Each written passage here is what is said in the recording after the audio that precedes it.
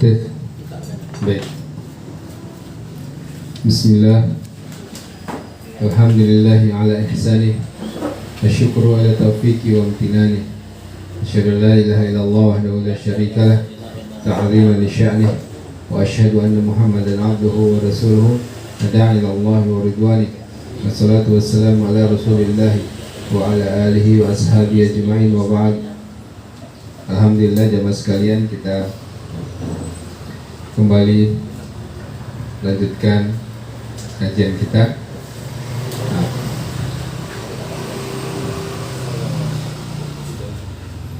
Ya'lam arsyadakallahu li ta'ati annal hanafiyyata millata Ibrahim an ta'budallaha wahdah mukhlishan lahuddin. Jamaah sekalian, semoga Allah Subhanahu wa taala memberikan kepada kita kekuatan hidayah untuk sama-sama mempelajari dan mengamalkan serta istiqomah di atas perintah Allah Subhanahu wa taala. Nah, kata beliau pengarang kitab ini, I'lam ini perintah untuk mengilmui sesuatu. Ya, sebab penting bagi kita semua dalam menjalani kehidupan ini pasti dihadapi dengan berbagai macam tantangan, rintangan, cobaan, ujian. Maka kata Imam Syafi'i rahimahullahu ta'ala, annal ilma nuran, sesungguhnya ilmu itu cahaya. Ya.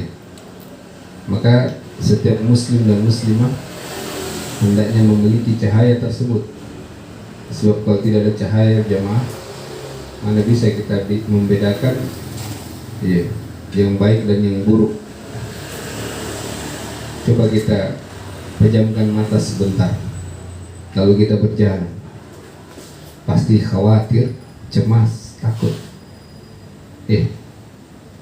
Demikian pula dunia ini harus memiliki cahaya itu, yaitu al-ilmu.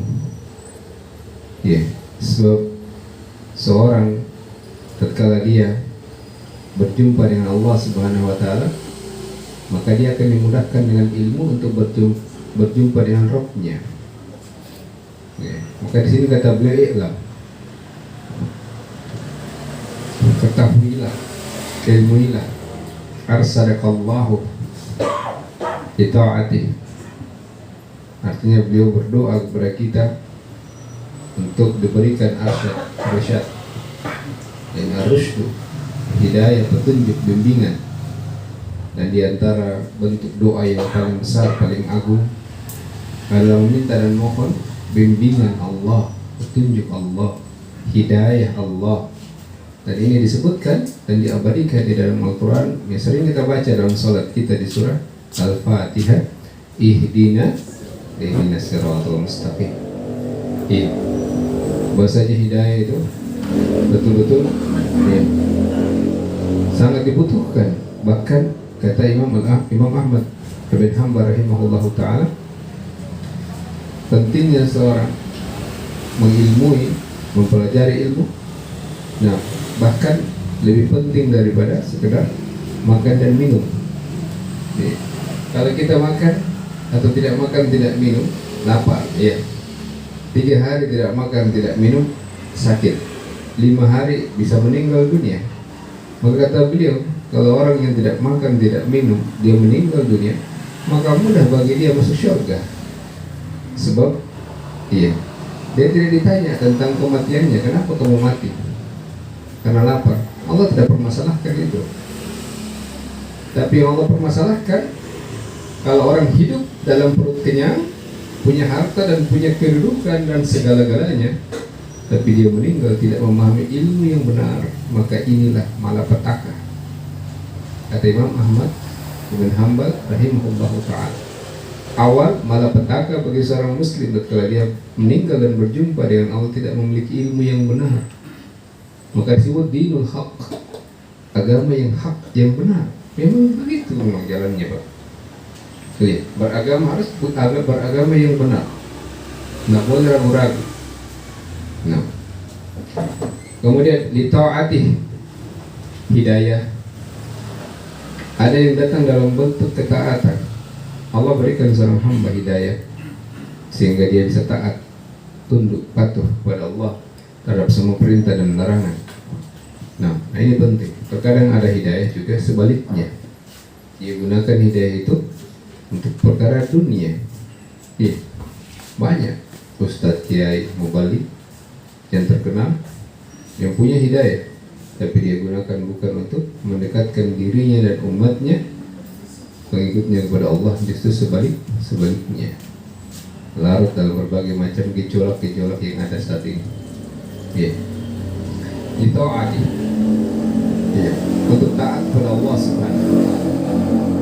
Maka kata beliau, annal hanafiyah millata Ibrahim. Ya, ini pentingnya mah. Beliau menyebutkan bahwa al-hanafiyah, ya, keyakinan yang lurus itu, ya, kan kita tidak tahu keyakinan kita lurus apa tidak. Ada yang tahu, ada yang tahu. Tapi Allah memberikan ciri, Allah memberikan contoh di dalam Al-Quran. Di mana kita bisa lihat itu? Millata Ibrahim. Kalau ada yang bertanya, keyakinan saya sudah lurus enggak? Akidah saya sudah benar tidak? Tauhid saya sudah betul tidak? Cinta saya sudah betul tidak? Al-Bara tidak cintanya saya sudah betul tidak? Maka jawabannya ada di dalam Al-Quran di surah apa? Nah, Millata Ibrahim. Cari saja bagaimana keyakinan Nabi Ibrahim. Itu rahasia terbesar jemaah.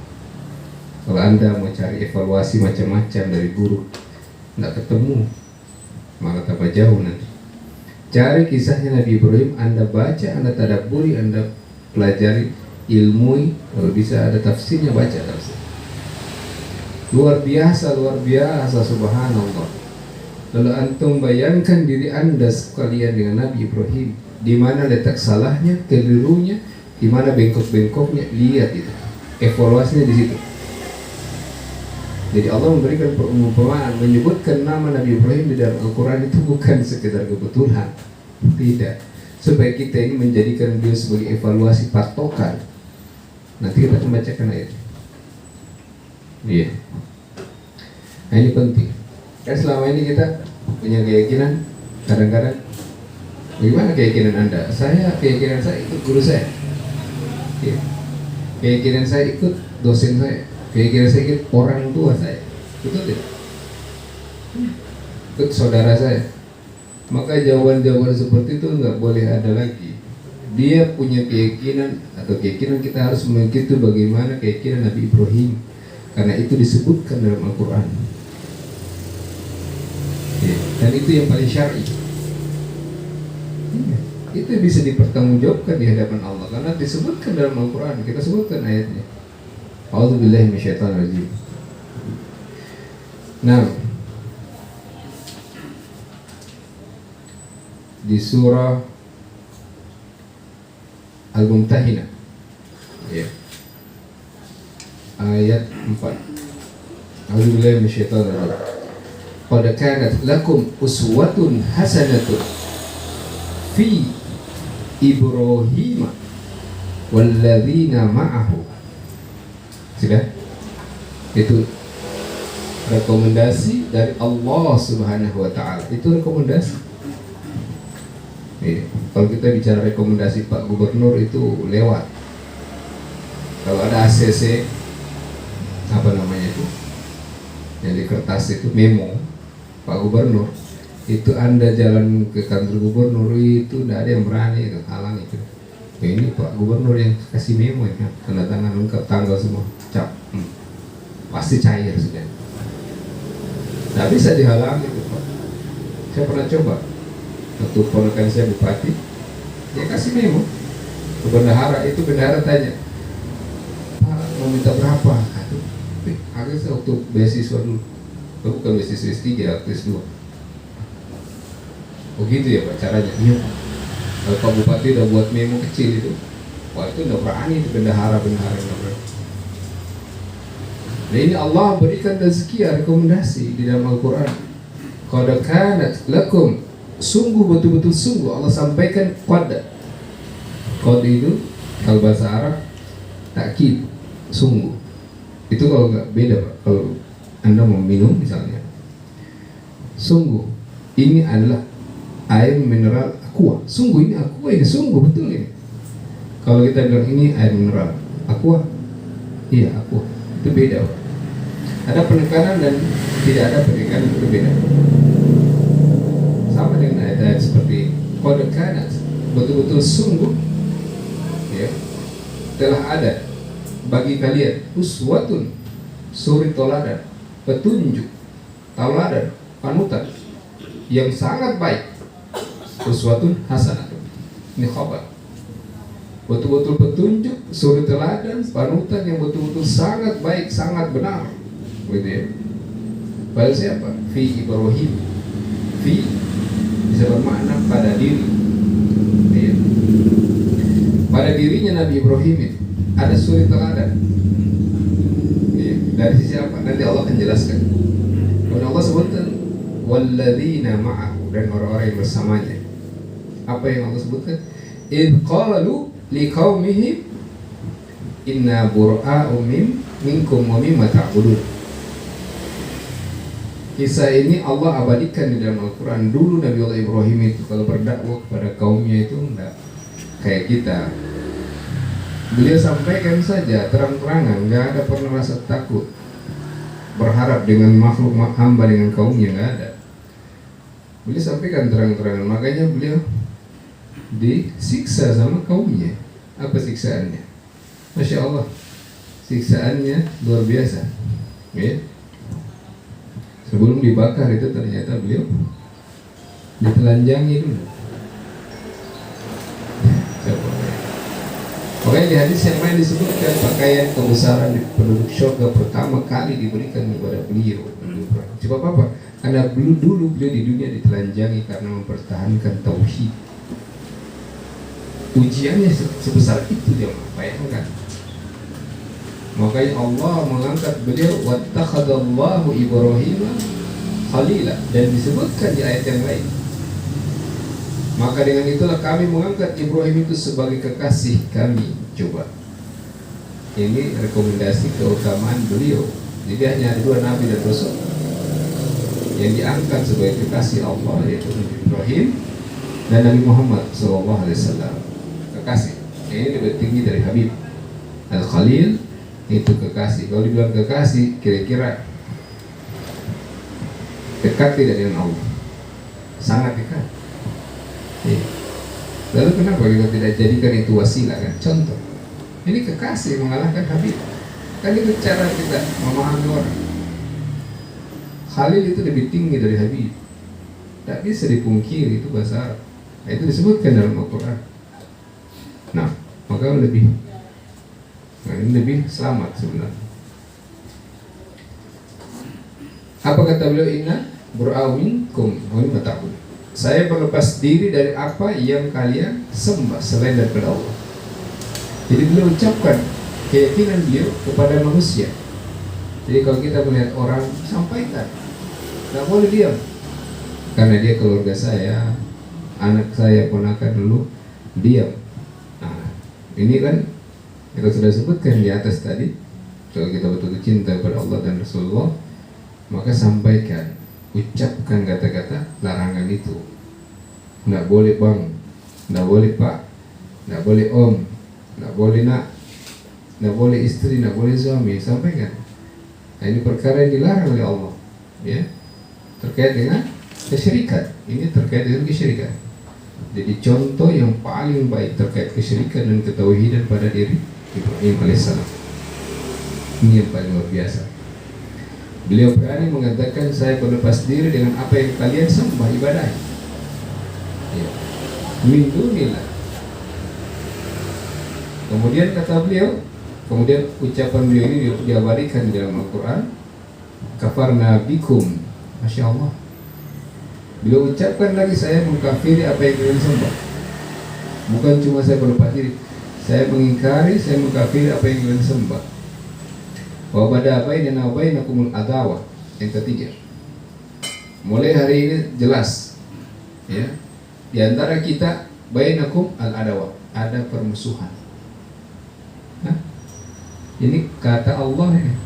Jadi kalau Anda bilang nggak boleh musuhan Ustaz karena kita satu ukhuwah, iya nggak apa-apa. Kalau satu ukhuwah maksudnya sama-sama tidak jatuh dalam kesyirikan. Tapi kalau yang satunya berbuat kesyirikan, lalu yang lain diam karena ini dan karena itu yang maksudnya. Ya, ini contoh. Makanya kita tegaskan bahwa kalau mau kuat akidah dan tauhid kita, lihat ayat ini. Bagaimana Allah menyebutkan mengutamakan Nabi Ibrahim terkait masalah tauhid. Nah, wal baghdha, kemarahan, kebencian, masya Allah. Kalau sudah kita musuhan, pokoknya kita saling benci sudah, nggak ada lagi. Itu ketauhidan. Ya, tapi hati-hati, tidak semua itu dipakai ayat ini. Ya. Kalau kamu nggak pakai hijab, pokoknya kita musuhan, nggak boleh. Ya, hijab dan syirik itu bukan, nggak sama. Ya. Ini dikhususkan di sini kesyirikan. Nggak boleh main-main dengan kesyirikan. Iya. Kenapa? Karena kalau orang meninggal nggak pakai hijab bisa masuk surga. Itu maksudnya. Tapi kalau dia meninggal walaupun pakai hijab, tapi kalau dia berbuat kesyirikan, tidak bertobat, masuk api neraka. Itu ada dalam Al-Quran, ada dalam hadis. Nanti kita bacakan riwayat Imam Muslim. Banyak nanti disebutkan. Nah, abadan. Nah, selama-lamanya. Jadi kalau ada seorang musuhan karena Allah, karena Rasulullah, apalagi kalau itu menyangkut kesyirikan, boleh selama-lamanya, boleh. Ini dalilnya. Kalau boleh cuma sebulan, seminggu, ya. Begitu dia punya jabatan sebagai ini, ya udah kita berkawan lagi, nggak bisa. Selama dia masih melakukan kesyirikan, nggak boleh, sudah nggak boleh, nggak bisa. Selama-lamanya, ini khusus kesyirikan. Jangan lari ke masalah fikih atau dosa yang lainnya, nggak ada ini. Ini masalah kesyirikan khusus memang. Jadi kesyirikan tidak ada kompromi, tidak ada tawar menawar. Oh iya sudah, kamu mau apa? Bikin kesyirikan, ya sudah, pergilah ke dukun, saya tunggu ya, atau sini saya antar. Nah, tak boleh seperti itu. Harus buat batasan. Ya, bagaimana Nabi Ibrahim dalam ayat ini. Nah, ini juga termasuk permusuhan yang syar'i yang boleh. Walaupun itu selama-lamanya sampai mati boleh. Ini ayatnya. Kalau yang lain tidak boleh jamaah. Contoh kalau cuma sekedar masalah dunia itu tidak boleh. Tidak boleh lewat dari 3 hari. Ya, atau masalah agama pun tidak boleh yang lainnya. Misalnya dia nggak mau sholat lalu kita tinggalkan dia selama-lamanya, nggak boleh. Kalau dakwah dia terus, yang boleh ini. Kalau dia masih lakukan kesyirikan sudah dikasih tahu, pergilah, menjauh dari. Sebab kesyirikan dosa yang paling dimurkai Allah Subhanahu wa taala dan tidak diampuni Allah Subhanahu wa taala. Itu musuh. Walaupun dia sholat, walaupun dia saudara kita, walaupun Allah yang sebutkan itu. Bahkan di dalam surah yang lain terkait anaknya Nabi Nuh alaihissalam yang Allah tenggelamkan kan. Apa kata Nabi Nuh? Qala Rabbi, wa Rabbku inna bani min ahli, sesungguhnya anakku itu yang ditenggelamkan itu anakku ya Allah, bagian dari keluargaku, ahli itu keluargaku. Apa kata Allah Subhanahu wa taala? Sesungguhnya engkau Hinu tidak tahu, ya. Mulai hari ini dia laisa min ahli, bukan lagi keluargamu. Itu dalil bahwa ikatan darah bisa diputuskan, bisa kalau salah satunya keluar atau kafir kepada Allah Subhanahu wa taala, nggak mau ikut syariat Allah dalam hal ketauhidan. Ini khusus masalah ketauhidan. Adapun masalah fikih tidak, dia tidak masuk. Dia ada banyak rincian. Bahkan orang yang meninggalkan sholat pun dia tidak bisa dikatakan keluar dari Islam, tidak bisa. Kalau dia memang malas. Beda kalau dia mengingkari kewajibannya, ini berbeda. Nah itu pun ada rinciannya jemaah. Kita tidak bahas di sini. Ya. Hatta, nah, tu'minu billahi wahdah. Permusuhan itu sampai kapan? Sampai mereka kembali beriman kepada Allah untuk mentauhidkan Allah Subhanahu wa taala. Nah, ini beberapa ayat. Kemudian disebutkan oleh beliau mukhlishan lahuddin. Sesungguhnya agama itu Kalau dibilang sholat dibangun di atas, nah, atau sahnya sholat kalau terpenuhi syaratnya, yaitu berwudu, ya, bersuci. Kalau dikatakan agama dibangun di atas keikhlasan. Jadi begitu jemaah. Apapun perintah Allah Subhanahu wa taala dalam Islam, dalam syariat Islam, maka seluruhnya harus dibangun di atas mukhlisan lahuddin. Dibangun di atas keikhlasan. Ya. Ketauhidan. Tidak boleh dibangun di atas niat-niat selain daripada Allah. Apapun bentuk perintah hidup. Walaupun perkara sedekah 10.000, 5.000, semuanya harus dibangun mukhlisan. Dibangun di atas keikhlasan kepada Allah Subhanahu wa taala.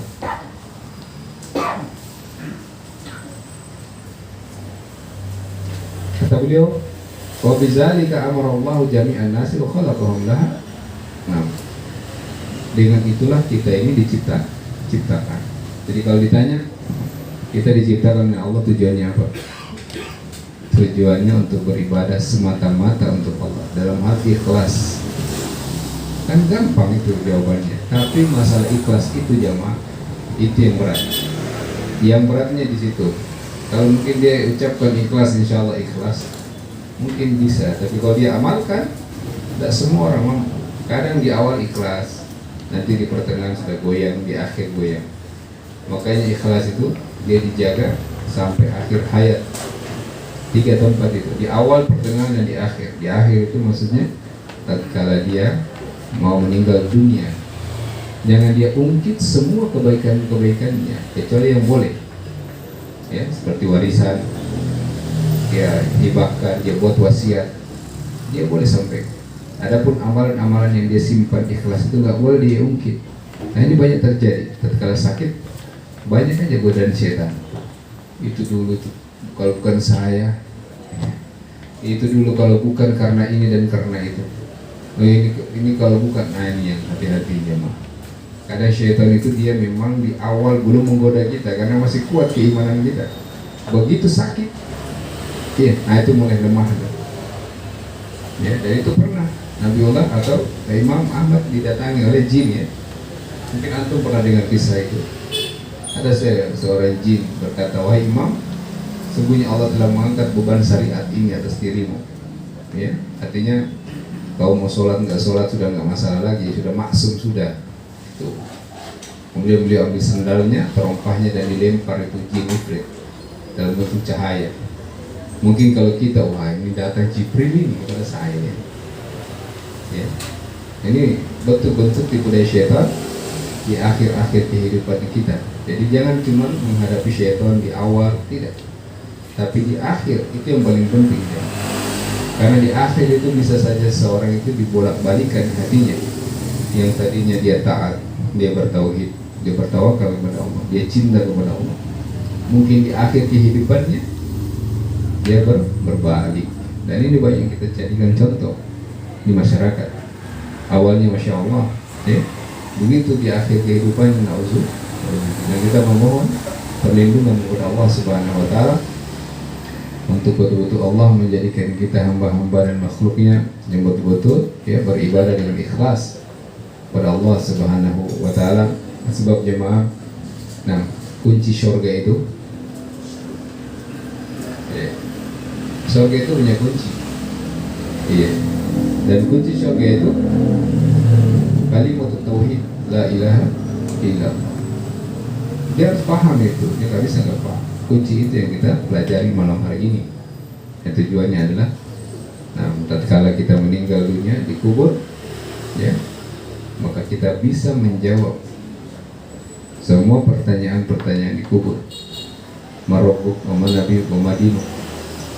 Itu pertanyaan yang mudah, tetapi sesungguhnya kalau sudah dikubur itu, bayangkan bisa hilang semua ilmu yang kita miliki. Apa sebabnya? Nah, disebutkan oleh Nabi SAW, ya, bahwa kisah seorang penghuni kubur itu ketika Allah perintahkan malaikat bertanya, Dua orang malaikat duduk bertanya kepada dia, "Marabbuka, kemana nabi ke Madinah?" Ya, siapa Rabbmu, siapa nabimu, apa agamamu? Apa kata dia? Ha ha ha, la adri, sami'tu nasa yaquluna syai'an faqultu. Ha? Ha? Saya tidak tahu. Saya hanya dengar orang, saya ikut-ikutan saja. Ini ada di dalam kubur. Manusia dengan, nah, jawaban seperti itu. Tidak tahu. Tidak semua orang bisa jawab. Antum kalau datang mungkin Pak Jokowi, antum kaget ya. Itu Pak Gubernur pasti kaget. Itu rencana kita mau pergi makan bakso hilang ya. Karena diajak Pak Gubernur ya. Hilang semua narasi kita. Ya, pikiran kita tentang mau ini itu hilang. Karena ada Pak Gubernur duduk sama kita, Pak Wali Kota. Itu perumpamaan. Sekarang antum pernah lihat malaikat? Malaikat ya, bertanya Munkar dan Nakir, belum kan? Kan itu yang kita diajarkan Nabi SAW, supaya bersiap-siap. Ketika ditanya ketika awal ujian itu, bersiap-siap kalian. Siapkan jawabannya, siapkan akidahnya, ilmunya, supaya ketika meninggal di kubur nggak goncang. Harus kuat akidahnya, mantap, nggak boleh ragu-ragu.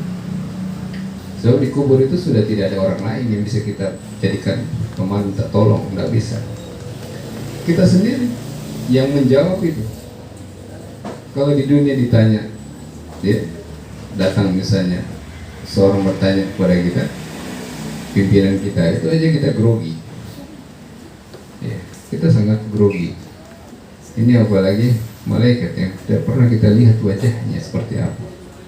Dan semoga Allah Subhanahu wa taala memberikan kepada kita ya istiqomah, kemudian kemudahan dalam mempelajari agama dan tauhid dan beramal ya, dengan semua amalan kita di atas tuntunan Allah Subhanahu wa taala dan mengikuti sunnah Nabi sallallahu alaihi wasallam. Aqulu qouli hadza subhanallahi wa bihamdik asyhadu an la ilaha illa anta astaghfiruka wa atubu ilaik.